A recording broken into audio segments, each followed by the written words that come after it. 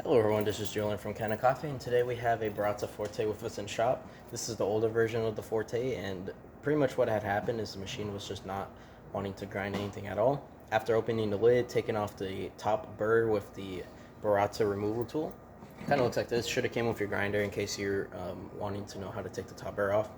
It has a few grooves that you fit into the upper plate, and then you would twist it right to unlock it and then left to lock it in.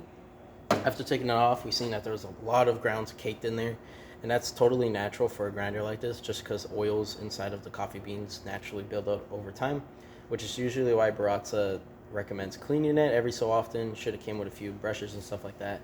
And so after unclogging it and then retesting the machine, it was working great, but we did replace the burrs on this grinder. So I have the original burrs over here. As you can see, just old burrs, natural from the amount of usage that this grinder was getting.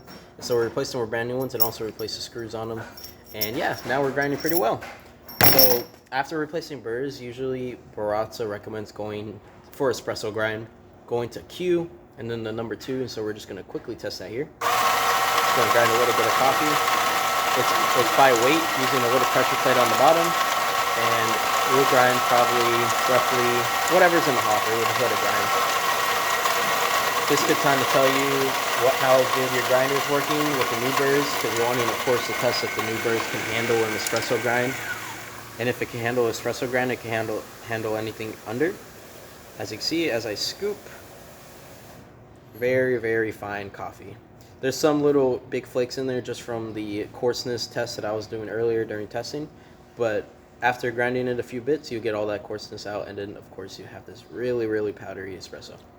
But yeah, besides that, that's about it for this repair. If you like this video and any of our other videos on our channel, leave a like, subscribe, hit the bell. Thanks for watching.